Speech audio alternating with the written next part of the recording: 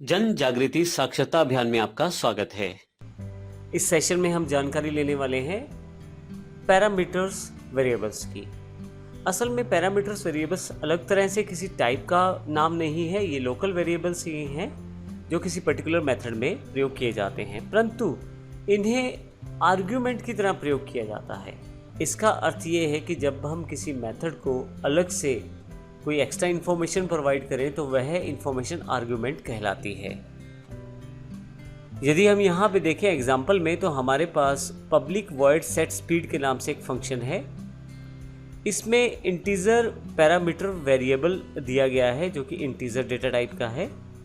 इसमें जो वैल्यू आएगी वही वैल्यू नैनो डॉट स्पीड में स्टोर कर दी जाएगी।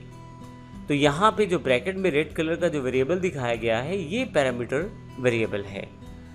बिल्कुल लोकल वेरिएबल की तरह ही बिहेव करता है पैरामीटर वेरिएबल, अर्थात जब भी इसे जिस मेथड में डिक्लेयर करवाया जाता है उसी मेथड के अंदर ही ये अवेलेबल हो पाता है, उसके बाहर आप इसकी वैल्यू को एक्सेस नहीं कर पाएंगे। आइए इसको एक प्रैक्टिकल एग्जाम्पल के द्वारा समझते हैं।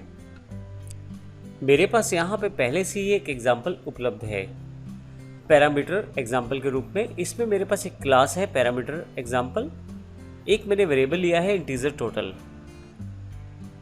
उसके पश्चात मेरे पास एक फंक्शन है, उसके पश्चात मेरे पास एक मेथड है वॉइड सम जो कि इम्पोर्टेंट मेथड है। इसमें मैंने दो पैरामीटर पास किए हैं, इंटीजर x और इंटीजर y, और यहाँ मैं इन दोनों का प्रयोग करते हुए टोटल कर लेता हूँ और टोटल वेरिएबल जो मैंने ऊपर की तरफ बनाया था उसमें स्टोर कर देता हूँ। फाइनली उसे प्रिंट कर लेता हूँ। ये छोटा सा काम मुझे यहाँ पे करना है। इस पूरी प्रोग्रामिंग में ध्यान दीजिएगा कि ये दोनों वेरिएबल्स इंटीजर x और y ये पैरामीटर वेरिएबल्स हैं और ये लोकल वेरिएबल्स की तरह ही बिहेव करेंगे। सम मेथड के अंतर्गत ही चल पाएंगे, बाहर हम इसको एक्सेस नहीं कर पाएंगे।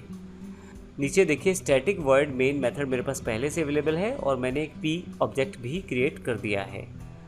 अब यदि मैं इस मेथड को कॉल करना चाहता हूँ सम मेथड को, तो मैं टाइप करूँगा p डॉट सम।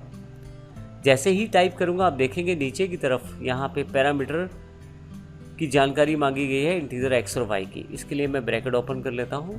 जैसे ही ब्रैकेट ओपन करता हूँ तो यहाँ जो वैल्यू दूंगा मैं वो x में जाकर सेव की जाएगी, जो कि x यहाँ पे अवेलेबल है।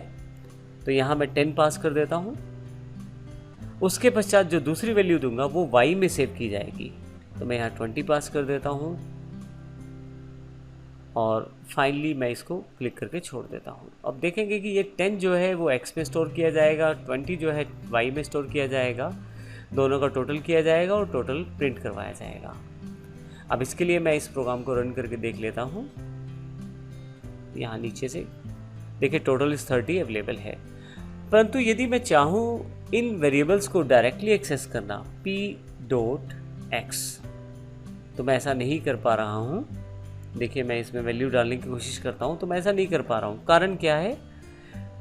x can not be resolved और इज नॉट अ फील्ड। बिल्कुल वैसा ही एरर है जैसा लोकल वेरिएबल के लिए आया था कि x जो है वो उसे इस प्रोग्राम के द्वारा नहीं समझा जा रहा है इस जगह पे, क्योंकि सम मेथड के अंतर्गत ही ये लोकल वेरिएबल के रूप में प्रयोग किया गया है, बाहर आप इसको प्रयोग नहीं कर पाएंगे।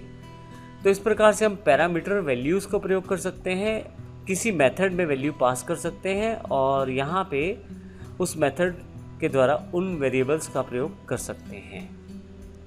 तो इस प्रकार इस सेशन में हमने देखा कि हम पैरामीटर वैल्यूज़ को किस प्रकार प्रयोग कर सकते हैं। अगले सेशन में हम देखेंगे कि किस प्रकार हम वेरिएबल्स का नाम रखते हैं और कौन कौन से नियमों का ध्यान रखना है हमें किसी वेरिएबल का नाम रखते समय। धन्यवाद।